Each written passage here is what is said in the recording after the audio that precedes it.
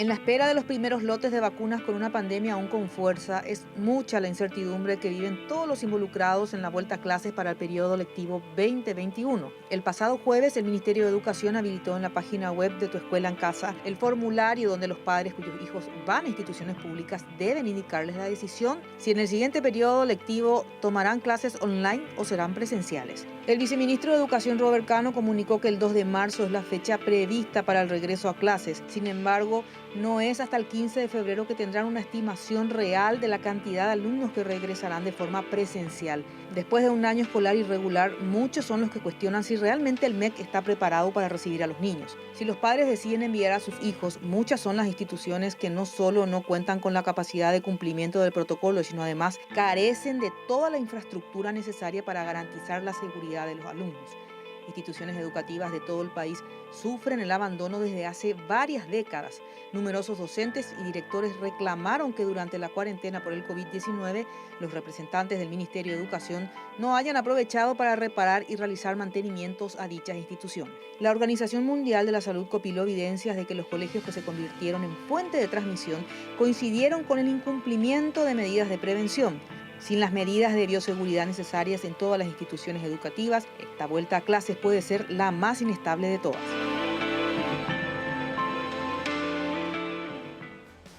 Bueno, voy a pasar a mencionar a nuestros invitados. Y antes quiero aclarar que nosotros insistimos durante 2 días a representantes del Ministerio de Educación para que también estén sentados en esta mesa y la gente pueda escuchar qué tienen para decir. Sin embargo, ninguno aceptó venir aquí después de todo para escuchar y discutir sobre todo con los otros invitados, que voy a pasar a presentar ahora al doctor Carlos Morínigo del INERAN. Doctor, buenas noches, gracias por acompañarnos. Muy buenas noches, Patricia, buenas noches, profesor, y a toda la teleaudiencia. Bueno, el otro invitado es el profesor Miguel Marecos, presidente del Sindicato Nacional de Directores. Profesor, buenas noches. Buenas noches, señora Patricia, doctor Carlos, un honor compartir contigo esta mesa y a las órdenes. Saludos a la audiencia.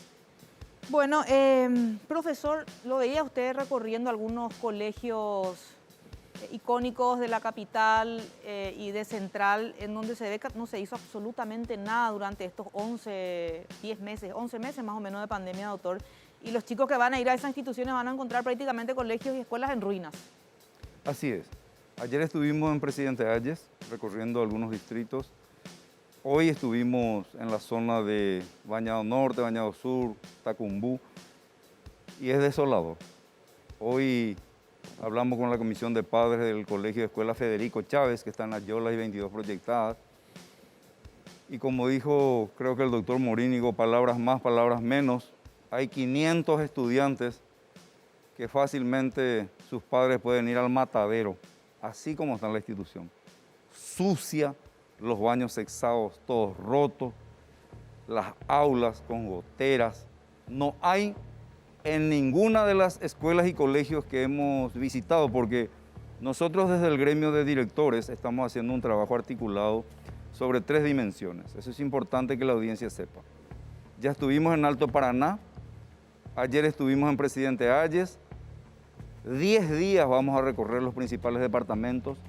Ese es el plan A. El plan B es que estamos pidiendo fotos a hoy, porque estamos hablando de 8.500 instituciones educativas, escuelas y colegios del sector público. Como no vamos a poder llegar a todos los departamentos, entonces hicimos un cuestionario, ¿verdad? Y pedimos fotos. Y ver si en ese distrito, en esa zona, que tenemos todo mapeado, porque nosotros tenemos 120 comités de base en los 255 distritos, entonces vamos a tener un marco referencial válido para decir tantas escuelas no fueron intervenidas. Y el otro, el tercer eje que vamos a trabajar seguramente en 10, 15 días, independientemente a este error que cometió el MEC de alzar en la página web una consulta a los padres, imagínense ustedes, sin que los padres conozcan cómo están las escuelas, le pregunta si quiere que su hijo se vaya a la escuela. Más ridículo que eso no encuentro. Pero independientemente a eso, nosotros vamos a hacer un trabajo de base seguramente en 15 días con los padres. Como lo hicimos ya en noviembre, cuando ellos quisieron que 40.000 alumnos, 40.000 estudiantes de tercer año de la media ex sexto curso mío de antes, en 2.100 instituciones vayan en el mes de noviembre para socializar. Y le preguntamos al MEC, ¿qué quiere decir socializar en noviembre cuando no hay clases, cuando terminaron los exámenes? Ah, no, y tienen estrés los estudiantes, tienen que pasarse la mano, verse, sonreír. Pero Dios mío, no tenían ni jabón la escuela, el colegio. Entonces le dijimos, no, por favor, no, vamos a liberar. El que quiere que se vaya, que no. Entonces hicimos un trabajo, esa vez nos ayudaron los gremios docentes, trabajamos, Patricia, con los padres, abortamos el 97%. Solamente 80 instituciones abrieron, ¿verdad? Porque también hay mucha presión de parte de la superioridad. Ese universo es pequeño. Hoy estamos hablando de 1.600.000 estudiantes, Patricia, que van a las escuelas y colegios del sector público. Hoy estamos hablando de 80.000 docentes. La mayoría, y el doctor, que es un especialista, nos va a decir, la mayoría de 30, 35 años para arriba. Entonces, yo creo que está un poco complicado el tema de las clases híbridas.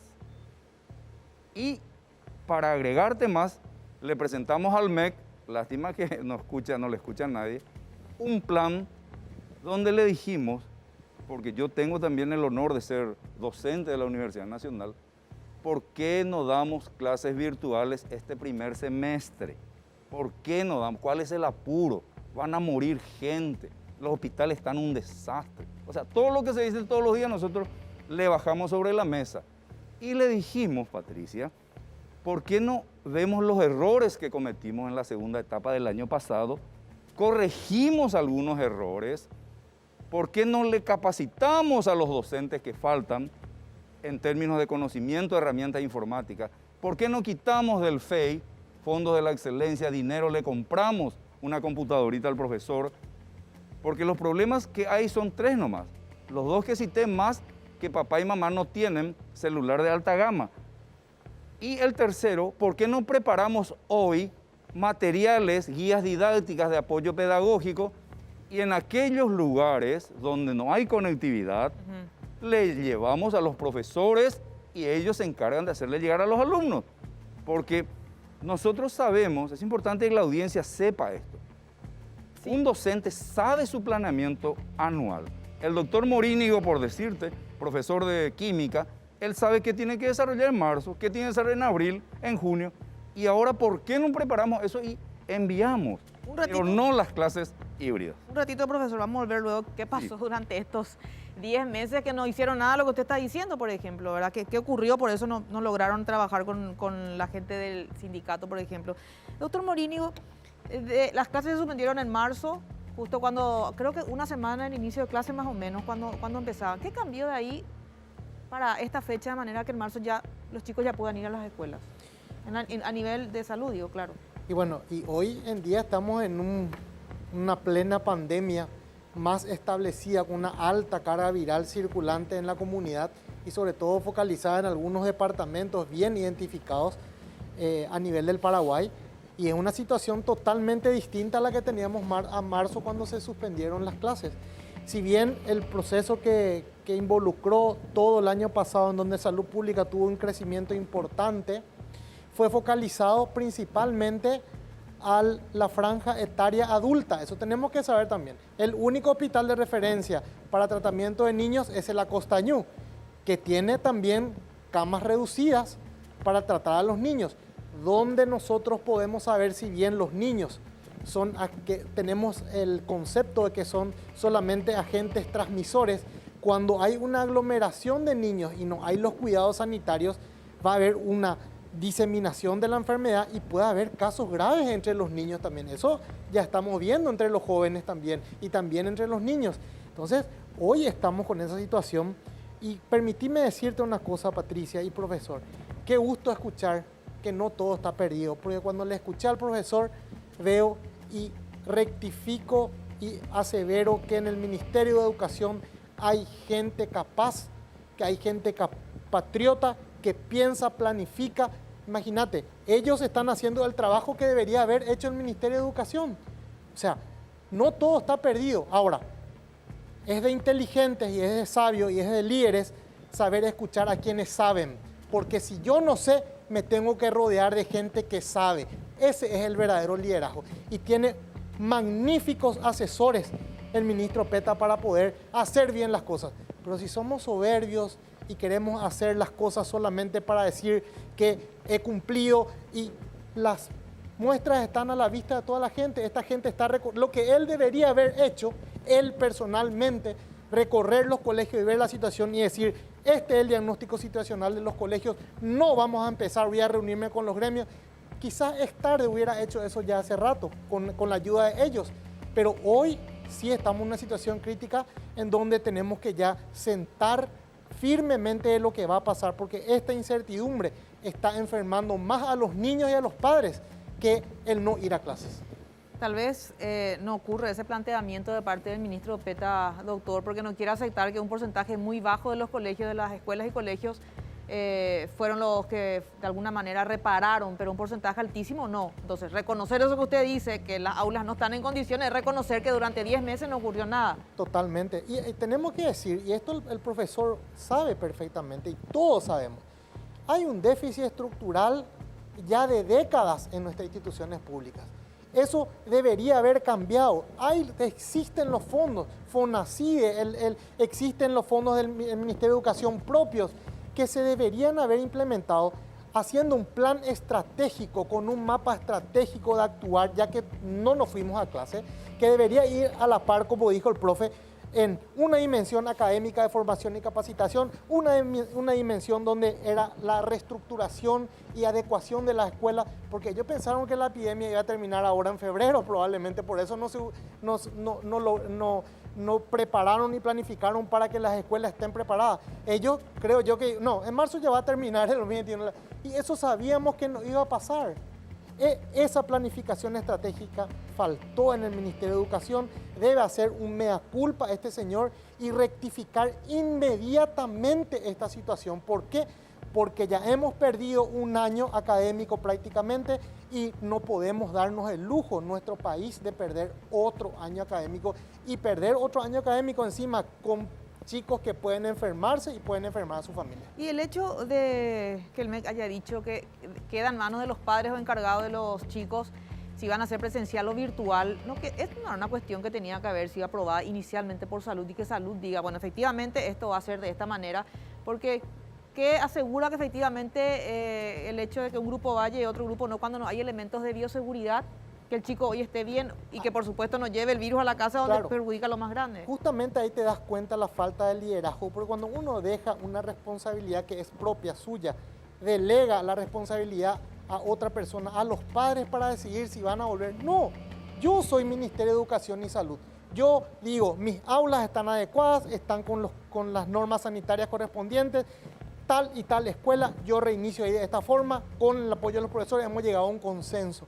Eso es categórico, Patricia. Y aparte de eso, hay que tener en cuenta, no es solamente la parte edilicia, acá la parte logística. ¿Qué significa eso?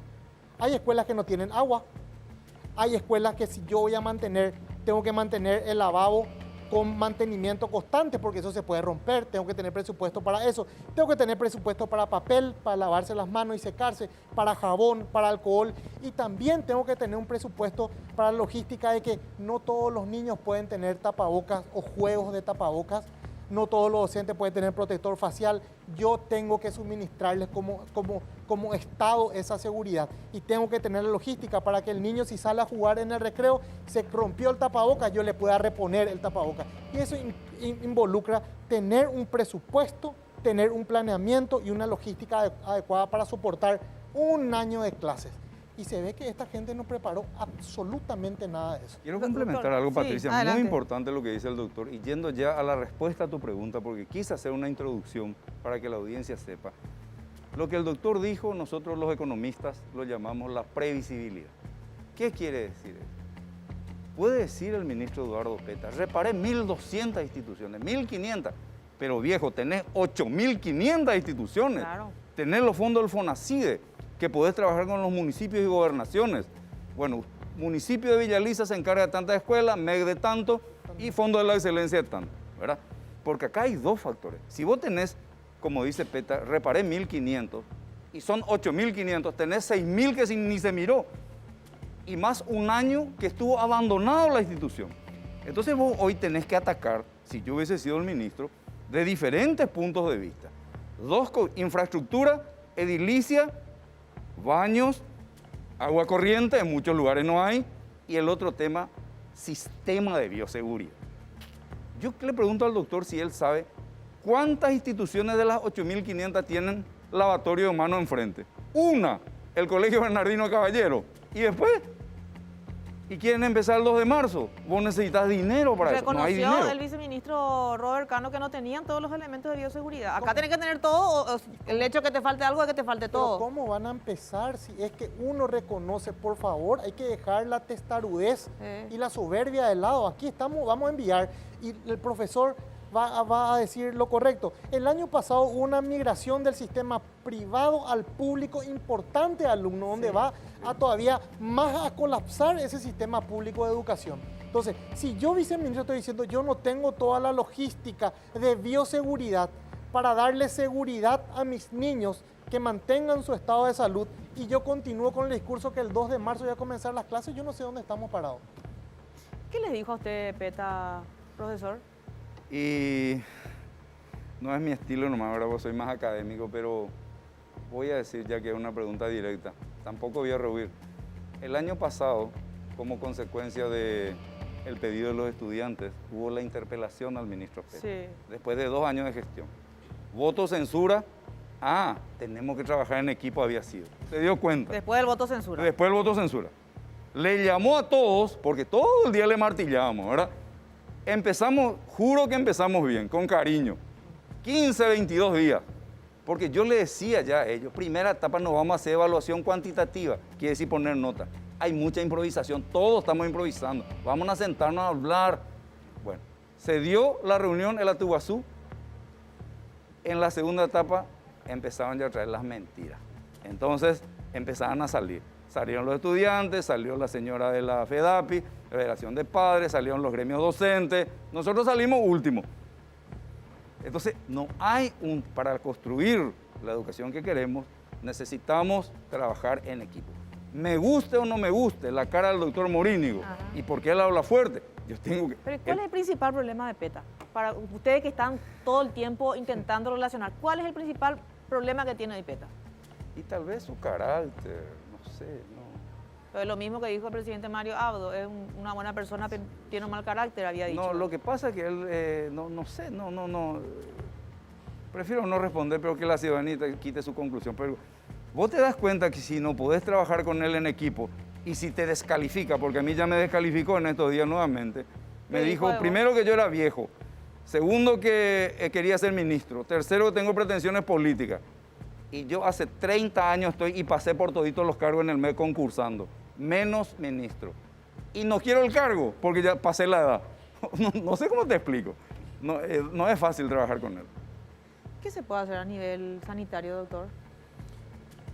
Y nosotros como Ministerio de Salud, creo yo soy un médico de la trinchera. Yo creo que el Ministerio de Salud debe, y el señor ministro Julio Mazzoleni debe actuar con suma prudencia con respecto a esta situación. Él tiene hijos pequeños en edad escolar, cierto que seguramente están en el sistema privado, no en el público, pero debe pensar en los miles de niños del Paraguay y sobre todo ponerse firme, con una decisión firme de liderazgo, de decirle al ministro Peta, señor, yo no voy a autorizar el inicio de clases si es que usted no me pone en forma correcta los colegios para que los chicos se cuiden y usted tenga la logística para que yo esté seguro que el niño que vaya ahí se rompa un tapaboca, yo tenga uno de repuesto para que él se ponga y que tenga todos los insumos para medir la temperatura y que por lo menos tenga un nexo con los centros de salud más cercanos para ver si hay algún tipo de emergencia o algo que tengamos que solucionar. Esa debería ser la posición del Ministerio de Salud y no una decisión corporativa de que porque es mi colega ministro yo tengo que apoyarle en una decisión totalmente descabellada que es la de iniciar clases en esta situación de condición edilicia logística estructural de las instituciones públicas que brindan educación. Bueno, nosotros vamos a seguir con este debate y vuelvo a recalcar lo que dije al inicio del programa. Fueron invitados representantes del Ministerio de Educación para que estén aquí sentados y poder refutar algunas de las ideas o algunos de los argumentos del doctor Morínigo o del el profesor Miguel Marecos, o también de otro invitado o otra invitada que en breve también estará aquí en piso. Nos dijeron que Robert Cano era el único que podía hablar, que él no estaba. Pedimos a otro vocero del MEC. De tantas autoridades que hay, ninguna fue aceptada para que pueda venir aquí al programa. Así que hago la aclaración correspondiente. Hacemos la pausa aquí en Después de Todo, porque ella es titular de la Federación de Padres de Escuelas Públicas. Francisca, buenas noches.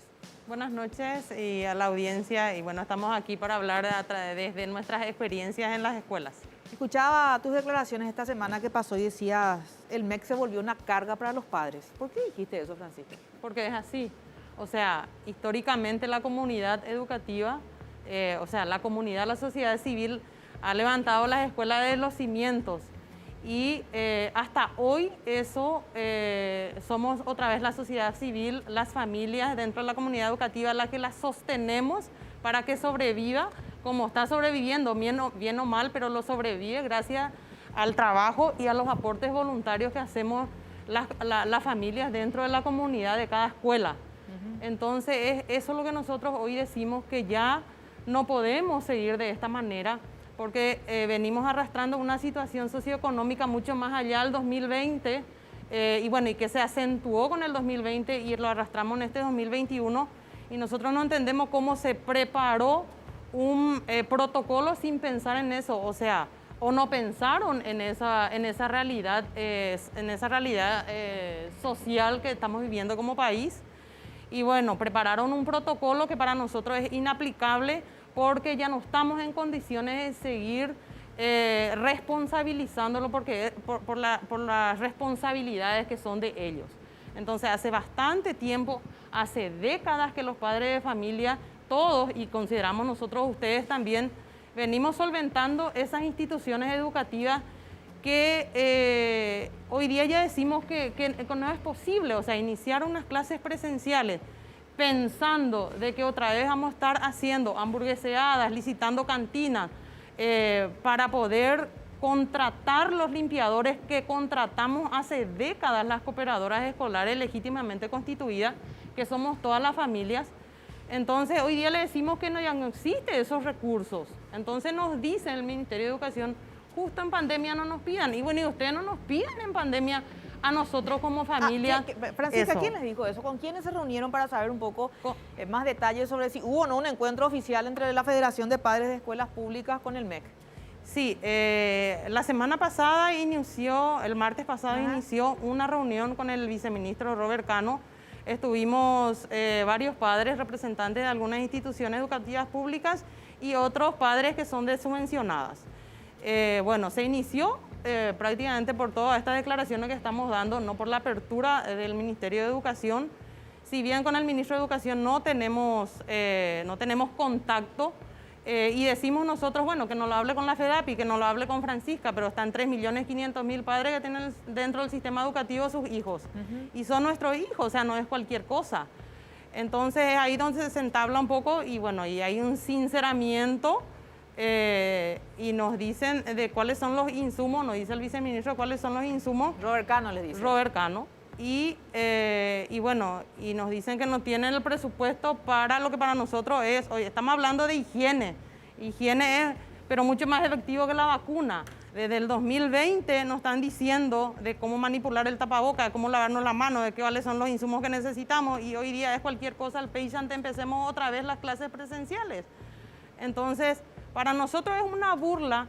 ¿Por qué? Porque somos padres ejecutores del Ministerio de Educación conjuntamente con los docentes y directivos dentro de cada escuelita o escuela grande.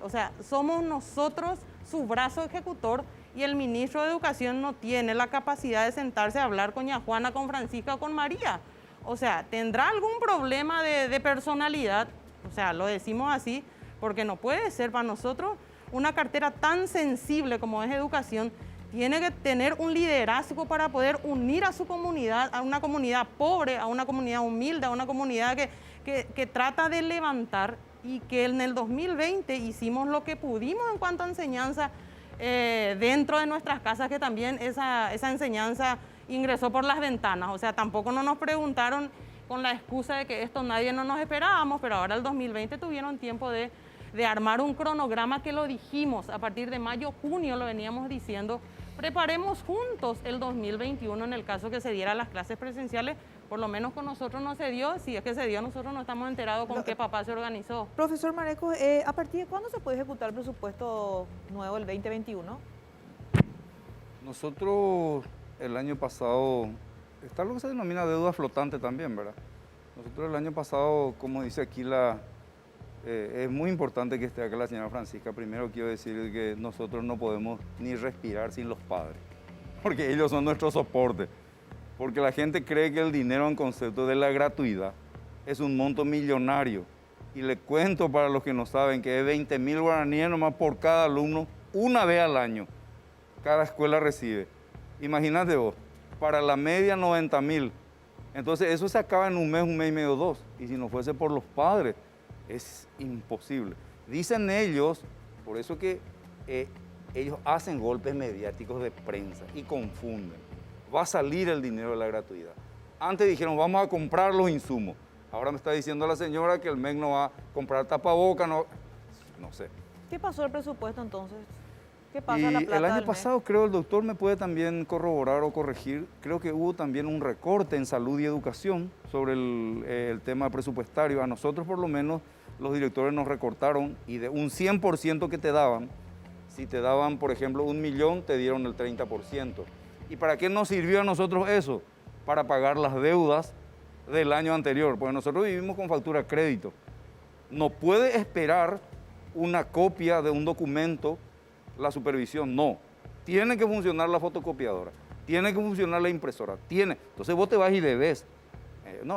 Mira, hablar de ese tema es de terror, por eso vuelvo a decir, sin los padres, esto hubiese sido, no sé, el nordeste del África más o menos en términos educativos. Doctor, ahora como que cuando yo te escuchaba en esta semana cuando decía van a enviar a sus hijos al matadero, creo que vos fuiste uno de los que dijo también eso. Ahora voy entendiendo de a poco. Imagínate algunos padres que tengan 3 chicos o 4, porque generalmente la cantidad de niños que hay en una escuela o la cantidad de familiares o familias se conforman de 5 personas más o menos. Generalmente los 3 niños o niñas van a la escuela.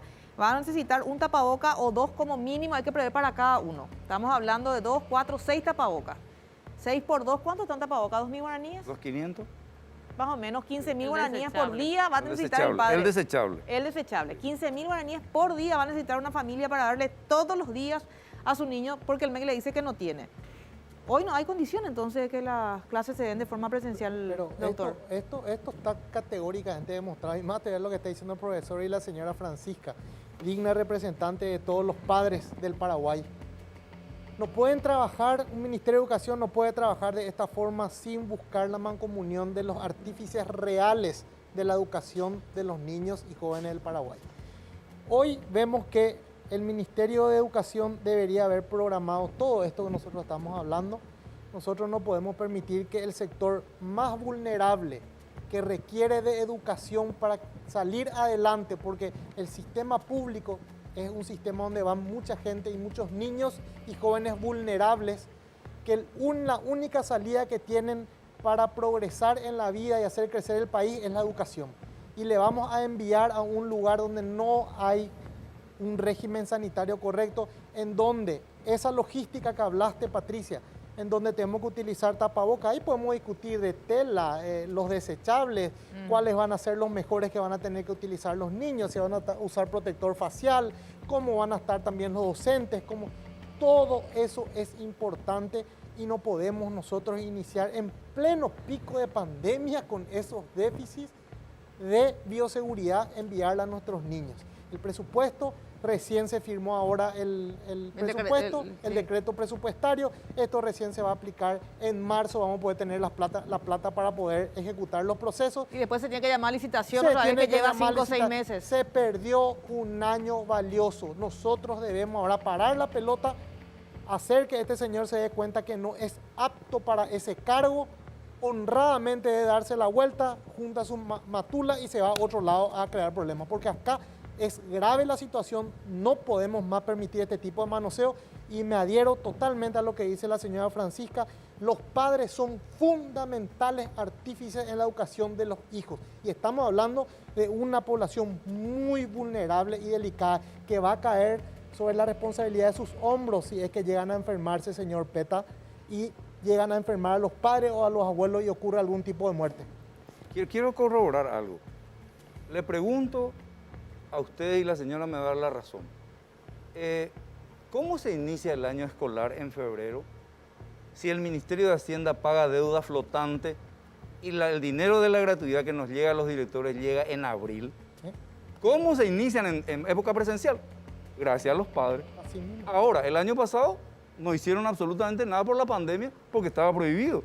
Entonces, imagínate, con ese agregado nomás, doctor, ¿cómo se va a iniciar las clases este año? Ni aunque sean híbridas. Francisca, lo correcto hubiese sido que el Ministerio de Educación diga, bueno, empezamos las clases y acá tenemos, no sé, 2.000 tapabocas para la zona de central, 5.000 tapabocas para el resto de los departamentos. Tenemos también la lista de gel, alcohol, van a ser los chicos... Termómetro de temperatura. Claro, todo ese tipo de cosas. Nada de eso nos dijo el Ministerio respecto a los elementos de bioseguridad. Lo que nos dijo el viceministro de Educación es que el aparato para toma de temperatura, lavandina y alcohol o jabón, lo que se compromete, ¿verdad? Nosotros consideramos que el tapaboca del Ministerio de Educación tiene que tener un tapaboca reglamentario habilitado por el Ministerio de Salud, porque al principio del 2020 nos decían que el KN95 era el más o menos, que el desechable, y hay comunidades, existen los asentamientos donde hay más de 4 chicos, compran los desechables y eso lo vuelven a lavar. Entonces, es lo que estoy diciendo, entre 3 a 4 niños. Entonces, lo que nosotros también queremos dejar bien claro, el ministro de Educación estaba muy contento por la cantidad de instituciones nuevas y que estaban inaugurando y que estaban en arreglo. Ahora, ¿cómo sobrevive durante un año cada institución? Las 8.500 instituciones, ¿cómo sobrevive? ¿Cuánto es el presupuesto que tienen para cada institución con 700 o 500 o 1.200 matriculados? El colegio Andrés Rodríguez de Ñembú necesita 25 millones mensuales para sobrevivir. Pago de limpiadores, pago de serenos, compra de insumos, escoba, trapo de piso, litros de lavandina. Eso lo manejamos nosotros con los directores y los docentes. ¿Cómo lo hace la Comisión de Padres? Bueno, nosotros como Comisión de Padres organizamos hoy estamos legítimamente constituidos por ley. Dentro de la ley nos exige unos estatutos en donde todos los conceptos que existen en los estatutos manejan la comisión directiva y esos conceptos son licitación de cantina, que tenemos que encargarnos de licitar, encargarnos de contratar, firmar esos contratos que hoy día le decimos ya no lo vamos a firmar porque no es nuestra responsabilidad. O sea, el Colegio Héroes de la Patria necesita 9,5 millones solo en personal de limpieza. Ahí no entra insumos. Ahí no entra el personal docente que también pagamos los padres, que no es nuestro rol. O sea, solo recursos humanos estás hablando. Solo ahí. Recursos humanos, que anualmente te sale allá como 147 y algo en dólares. 10 millones de dólares mensuales es lo que ingresa el aporte de los padres de manera voluntaria dentro del Estado. Entonces nosotros no vimos un ministro de Educación en el 2020 que vaya a tocar las puertas del Congreso y este es mi panorama ahora y necesito un presupuesto. O sea, históricamente no es que, como nos dice el viceministro, nunca luego hubo presupuesto para limpieza. Hubo en algún momento y hubo una repartija también para los cupos políticos partidarios, en donde se fueron todas en la parte administrativa y los que realmente no correspondían se fueron todo eso como salario. Entonces aquí hay muchísimo por resolver, por arreglar y por hablar de la verdad y con toda la sinceridad. Entonces nosotros como padres de familia no podemos seguir aceptando las imposiciones que de manera unilateral nos carga sobre las espaldas el Ministerio de Educación, que históricamente lo hizo y lo sigue haciendo. Entonces, hoy día, hace 2 semanas nos dice, padres, necesitamos de ustedes. No, para nosotros es una falta de respeto, porque son nuestros hijos y son nuestras familias. ¿Y durante la pandemia les buscó también el ministro Peta a los padres? aclarando que la Iguazú se conformó por la presión de los gremios, no por la apertura y por el cariño que le tiene a su comunidad educativa el ministro de Educación, no, sino por la presión. O sea, se inició un proceso en la Iguazú, pero nosotros los padres no vivimos de las cooperadoras escolares, no podemos dedicarle 4 a 5 horas en una reunión donde casi el 80% es del magisterio y donde la mayoría aplaude complacientemente lo que dice su patrón sin hablar de la realidad y de la verdad. Y esto es lo que venimos arrastrando aquí. Hoy tenemos y nos piden un protocolo para clases presenciales, donde dentro de ese protocolo le dice que después, al inicio de la preclase, los directores se tendrán que organizar con su comunidad, tocar las puertas de las gobernaciones, los municipios de la preclase. Ahora, ¿cómo es que el gobierno nacional, el presidente Mario Abdo, no toma esto y no cumple con su palabra de campaña y toma la educación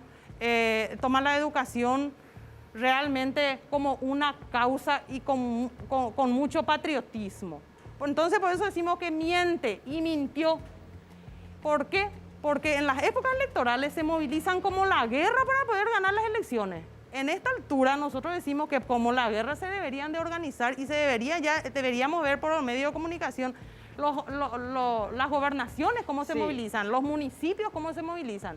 Entonces nos dicen no hay presupuesto y nosotros no podemos ser tan complacientes y decirles sí, vamos a colaborar y vamos a seguir desbolsillando lo que ya no tenemos, mientras todos los días vemos que ellos sí le complacen a sus amigos y a sus íntimos cuando nos roban a toda la sociedad. Entonces, ¿de dónde vamos a sacar como familia? Y dentro del Ministerio de Educación sigue el autoritarismo, sigue de manera cruel, porque las personas que no pensamos y que no aceptamos todo lo que ellos imponen, supuestamente ya tenemos a alguien detrás, o tergiversamos la situación. Categóricamente detrás de la Federación de Padres pueden buscar a nivel nacional quién está y quién no está y van a encontrar ustedes mismos. Pero nosotros exigimos ese espacio que por derecho nos corresponde a los padres y bueno, nosotros instamos a las clases virtuales que tampoco están garantizadas porque dentro del protocolo y dentro de la oferta educativa, para redondear, dentro de la oferta educativa debería de ya empezar la gratuidad. Y la gratuidad, nosotros no vimos que haya alguna conversación con las empresas telefónicas, por lo menos una vez a la semana o al mes que nos liberen Vamos a dar la vuelta internet. de la pausa justamente, Francisca, profesor y doctor, respecto a las clases virtuales también, porque nos estamos centrando en lo presencial. A mí me preocupa lo que están diciendo acá, porque yo creo que hay muchos padres que estaban como creídos que la situación en el MEC estaba bien controlada y se están enterando de la real situación dentro del Ministerio de Educación. Nosotros hacemos una breve pausa. A la vuelta volvemos de parte de los padres que tienen chicos enfermos con algún tipo de afección, que sabe que tu niño tiene que ir a clases y llaman a preguntar qué pueden hacer ante situaciones como esta donde el MEC no tiene la posibilidad de asegurar los elementos de bioseguridad. Claro, primeramente lo que se siente y se palpa hoy en día que hay una incertidumbre muy grande de los padres con respecto al tema del inicio de clase presencial. Y ahí viene la otra arista donde ellos, cientos de mensajes preguntando, doctor, mi hijo tiene alergia, doctor, mi hijo tiene asma, ¿cómo va a ir? ¿Qué tipo de tapaboca usted dice que me conviene? Si el de tela, ¿cuánto tengo que comprar? ¿Cómo va? Si usted no sabe si el ministerio, si la educación nos va a dar, si van a haber enfermería en los colegios de repente puedan, si es que él tiene una crisis o si viene con fiebre, están en una incertidumbre tal que genera un deterioro de la salud mental de los padres. Primero porque la preocupación de la parte académica y segundo, lo más importante es la salud de sus hijos. O sea, no hay un lenguaje comunicacional claro, preciso, conciso, donde le dé la tranquilidad a los padres. Van a ir a un lugar seguro en donde van a estar protegidos y van a aprender como tiene que ser. Entonces, creo yo que estos padres que hoy en día están con estos chicos, a mí me tocó una madre que tiene 4 chicos que los 4 son alérgicos y asmáticos, no sabe qué hacer y está desesperada porque tiene un terror de que sus hijos se enfermen, ¿verdad? Y que ellos se enfermen gravemente y traigan a la casa también. Entonces es delicada la situación hoy. Sí, y en muchos casos dicen, el MEC soluciona con esto. Bueno, los que tienen algún tipo de afección se quedan en su casa y dan clases virtuales. Entonces, Francisca, te consulto, ¿está preparado también el MEC para brindar las clases virtuales ahora? Porque durante todo el 2020 fue un fracaso total. Y no lo decimos nosotros los periodistas, lo dicen los propios alumnos en sus respectivos discursos de fin de año. Dijeron, inclusive, una de las mejores alumnas, creo que de Bernardino Caballero, dijo, no aprendimos nada. Estoy usando palabras textuales. A ver, el Ministerio de Educación se prepara según ellos su óptica y su visión. No, lo que preparan no es según lo que nosotros vemos la realidad de cada familia. Y por eso decía de que las clases virtuales también necesitan de una planificación y de una preparación acorde y a base de las necesidades y de cada realidad. Y bueno, y eso nosotros nos vimos en el 2020, hubo mayor crecimiento económico dentro de las empresas telefónicas. Entonces nosotros eso también le decimos al viceministro de Educación, a ver, dentro de la oferta educativa ellos están obligados a presentar y ya a ir implementando con mayor fuerza la gratuidad. Y nos dicen, bueno, el bajo presupuesto, y pelean por el alto presupuesto. O sea, nosotros no vemos un líder que esté peleando, no nos enteramos, y si está peleando, bueno, y que haga un poco saber. Entonces, nosotros necesitamos para las familias que prefieren la enseñanza virtual por la modalidad virtual, entonces que también, no sé, ofrezcan algo de gratuidad, o por lo menos una vez al mes por zona, una hora, no sé, la liberación de internet.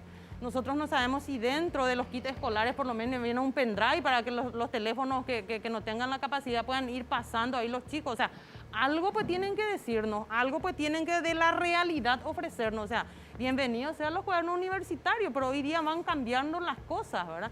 Y tenemos 2, 3, 4, 5 chicos. A nosotros nos interesa mucho más allá de central y de capital. Claro. Entonces, nosotros no podemos pelear por mi hijo. Cuando uno tiene una visión país, no necesitamos nosotros demasiada sapiencia para poder pelear por lo que realmente es justo y que a todos le llegue esa justicia. Claro. Entonces, lo nuestro es totalmente hablando con sinceridad y con la realidad. Estamos realmente molestos porque hace 2 semanas nos dicen esto no va a haber y esto es lo que va a haber y necesitamos de ustedes. Por lo menos si no pueden decir no hay nada, no nos deben de decir no tenemos. Todos los días vemos los robos y los robes y que tumben esa pasarela, pero para educación no le pueden decir no hay nada. ¿Cómo le voy a pedir yo al papá deme algo si vos no me das nada? Y la gratuidad, el dinero de gratuidad que reciben los directores es un parche. Reciben 2 millones, 6 millones, 9 millones, 4 millones y nosotros estamos aportando 25 millones con actividades. O sea, yo quiero saber si el ministro de Educación y si su entorno conoce qué pozo ciego está mal, cuáles son las cisternas que se están arreglando. ¿Cómo, o sea, cuántos trapos de piso, cuántos litros de lavandina se necesita según matriculación por mes? ¿Cómo está limpiando ese limpiador y cuántos limpiadores tienen las 8.500 instituciones educativas que nosotros ya no estamos en condiciones para seguir pagando? Se tiene que hacer responsable, se tiene que hacer cargo de su responsabilidad.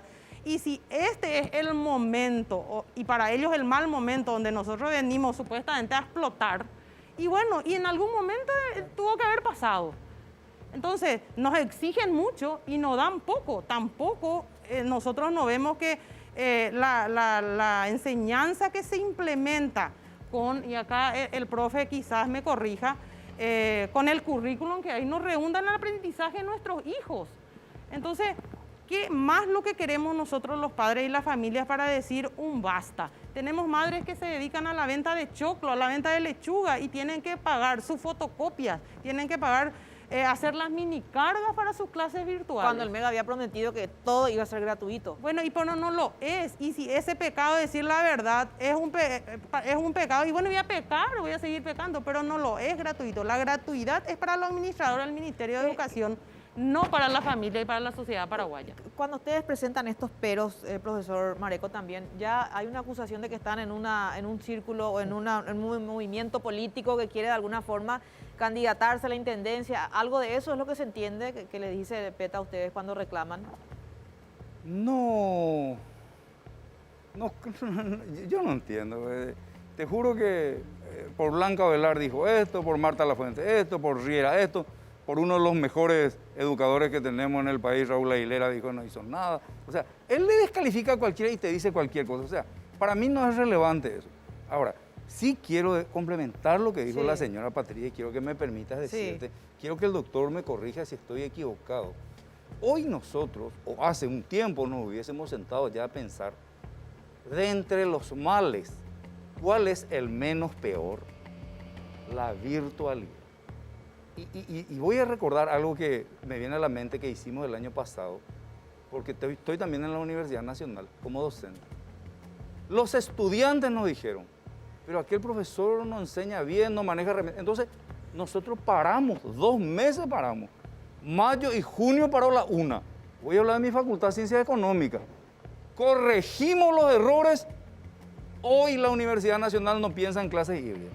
Entonces, ¿a qué quiero llegar? Es cierto lo que decía. Tal vez fue un fracaso la virtualidad. Yo no diría tanto que fue un fracaso total, pero aprendimos hoy de esos errores que pudieron haber sido el fracaso. Entonces, hoy, si yo fuese el ministro o me pidiese asesoramiento nomás, como dice él, me voy a sentar a trabajar con los padres, con los docentes, con los estudiantes, con quien quiera, con la sociedad civil, sobre los errores y la probabilidad de clases virtuales este primer semestre, mejorar, pero salvar las vidas, porque la vida no se recupera. Y como está diciendo la señora, el doctor, yo creo que acá es un riesgo demasiado grande lo que vamos a hacer si hacemos clases híbridas. Sí, para mí que hay que enfocar en eso, Patricia. Decía recién, un ratito, Francisca, justamente el tema de luchar por el presupuesto y tiene mucho que ver la mala relación del ministro con el Congreso para que vaya a poner la cara y a decir necesito aumento presupuestario. Tiene voto censura en la Cámara de Senadores, por ejemplo, y estuvo a punto de tener en la Cámara de Diputados. Entonces, ¿con qué cara, como se dice, uno va al Parlamento a solicitar más presupuesto si no tiene un buen relacionamiento tampoco con la clase política, doctor? Y te pregunto esto nomás y te comento más que nada, porque escuchaba en algún momento, decía, es también deshonesto aceptar un cargo para el cual uno no está preparado. Totalmente. Uno tiene que tener un comportamiento y una ética de vida, sobre todo. Cuando yo no estoy apto para ocupar un cargo, yo no debo aceptar, por más que sea mi amigo y me pida, vos ni sos mi amigo, vos sos mi, no, él ni su corre libre. No, presidente, yo no soy técnico. Existen miles de docentes en el Paraguay que son capacitados, que pueden, yo voy a apoyarte en donde yo voy a poder desempeñarme bien. Esa es la ética que se espera de un ciudadano patriota. Y aparte de eso, si yo soy ministro y me voy al Congreso, por más que yo tenga voto censura, yo creo que dentro del Poder Legislativo hay muchos patriotas que van a obviar nomás el voto censura si les traen un presupuesto que va a significar que nuestros niños y jóvenes tengan seguridad y tengan la educación que merecen. Van a obviar la parte de censura, pero ni siquiera se acerca porque tiene un temor y no es capaz de hacer un planeamiento estratégico para poder llevar a cabo este año lo que tiene que hacer. Entonces está complicado la situación. Entonces yo no pondría como escollo el Poder Legislativo. Pues yo creo que hay gente muy pensante, muy capaz dentro del Poder Legislativo que va a decir, no, este tipo ni presentó un buen presupuesto, se asesoró con técnicos y nos trae una cosa linda, vamos a apoyarle, vamos a hacerle pero ni siquiera eso tenemos con este señor. Entonces, creo yo que el presidente tiene que dejar de lado su corazoncito amistoso y tiene que ver las noticias, porque dijo que no veía las noticias. Ojalá le hagan llegar este video y vea la realidad de la gente operativa, de esta gente sacrificada que está acá, y tome una decisión por todas y limpie un poco la cara también de su poder ejecutivo. Francisca, ¿querías agregar algo? Sí, nosotros también como padres solicitamos un poco una postura más clara del sector docente, de los gremios también. Si bien conocemos la postura de los directores a través acá del profesor, sin embargo, vemos nosotros directores y docentes demasiados complacientes que se llaman al silencio, y nosotros como padres, y honestamente voy a comentar esto, analizando un poco vemos también que hay un poco que es justo una desconformidad con el salario docente, ¿verdad? Que son reivindicaciones justas, pero no por eso vamos a pedir, o un sector va a pedir exclusivamente clases presenciales, ¿verdad? Entonces nosotros también solicitamos como padres de familia mayor claridad en las posturas y que todos estiremos hacia el bien común y a mirar un poco de lo que venimos arrastrando en el 2020, como nos dijeron y como hicimos todo lo posible muchas de las familias de comportarnos bien, que esto es realmente un crimen, la pandemia, ¿verdad? Que vamos a morir todos si no nos cuidamos, y hoy aparentemente con la actitud del Ministerio de Educación no es nada, es el peisante, y todos los años inician las clases presenciales el Baibaí, Taperen Teñamopotí, y vamos a buscar nomás el señor que tiene la desmalezadora y vamos a ver cuánto nos cuesta, y nos cuesta 250.000 cada metro cuadrado más o menos, y si no viene el tractor, todos son gestiones que hacen los padres y la comunidad educativa que pagamos nosotros, y eso se debe de entender y de comprender, que hoy día ya no existe esos recursos, ya no es posible este 2021 licitar la cantina porque todo es una logística, nos dicen, mira, director, tenemos que ver la forma de habilitar cantina. ¿Y cómo va a habilitar cantina el Ministerio de Educación? Si hay ahí todo un manoseo de proveedores, de personas que entran, o sea, ¿quién controla toda esa logística para que los niños vayan a comprar? ¿Cómo se desinfecta por bolsa, por paquete? ¿O acaso no era eso lo que nos pedían todo, que cada cosa que toquemos del supermercado desinfectemos? Ahora cualquier cosa nomás ya es la pandemia. Y le decimos que no, las familias, los padres que queremos y que nos queremos todavía, queremos un Ministerio de Educación responsable que elimine la dictadura que está totalmente viva todavía, según nosotros vemos, ese autoritarismo y esa imposición de todo lo que lo planifican y nos tiran de manera unilateral que hacen todos, y cuando le decimos aquí estamos, somos padres que queremos hablar de nuestras experiencias, somos padres que trabajamos en redes, y no lo toman. Entonces, lo que se entiende de Francisca, vamos a hacer la pausa nomás, doctor, para redondear lo de Francisca, nomás se entiende como que no hay intenciones de escucharlos, pero sí de darles más responsabilidades. Exactamente, así mismo. Bueno, nosotros hacemos una breve pausa. Decía en la pausa que hubo un intento de reunión. ¿Y qué ocurrió, Francisca? ¿Por qué se suspendió otra vez? Y porque el tema era más o menos tocar la parte legal de contrataciones que hacemos las cooperadoras escolares con los personales de limpieza y portería y otros. Y bueno, el Ministerio de Educación quedó en organizar un poco con otros ministerios que son, digamos, los especialistas en el tema.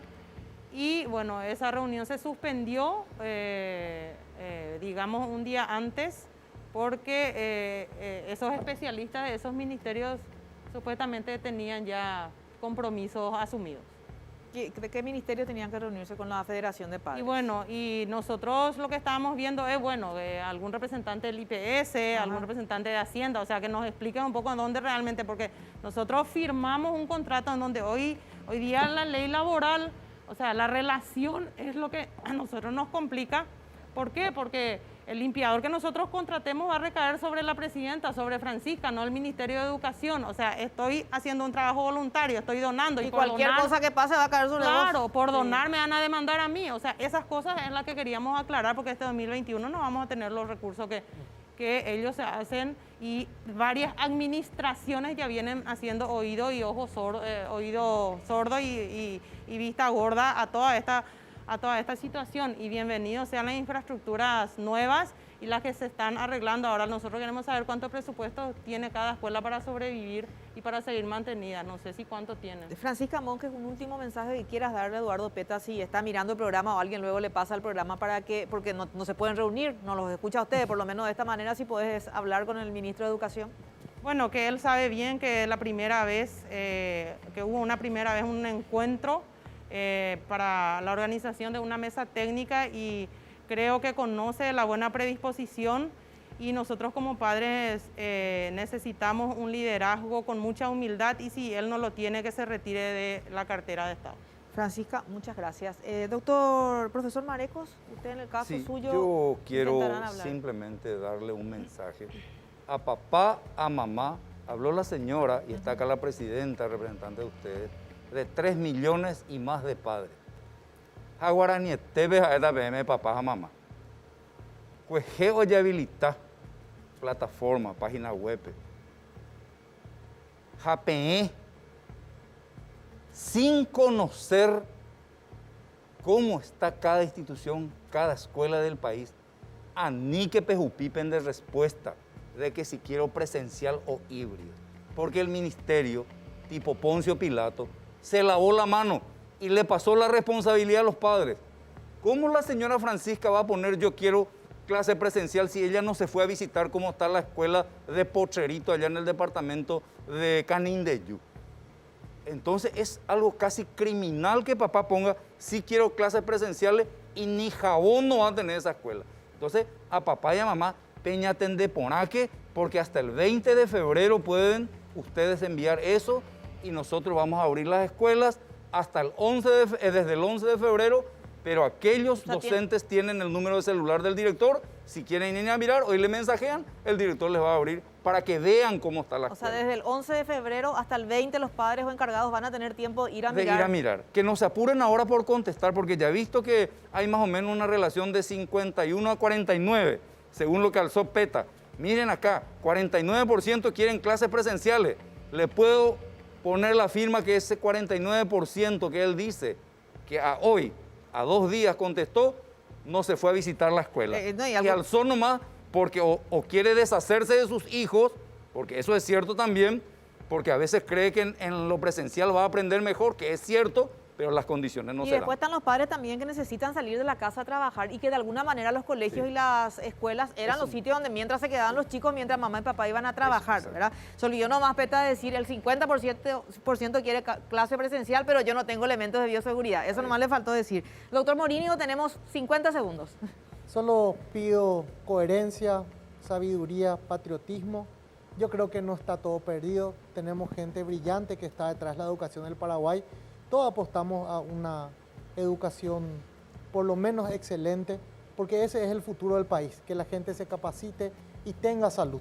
Entonces, yo les insto a ustedes que sigamos en este camino de hacer lo correcto y no entrar o sobre todo tomar decisiones bajo presión, porque eso no nos va a llevar a nada. Así que muchas gracias, fuerza y éxito a todos. Bueno, muchísimas gracias, doctor Carlos Morínigo, el profesor abogado Miguel Marecos y la señora licenciada Francisca Monjes de la Federación de Padres. Un interesante debate y cierro con esto. La gente del MEC no quiso venir a debatir porque algunos por ahí consultan. ¿Y por qué no está la gente del MEC en la mesa? No quisieron venir, así que gracias.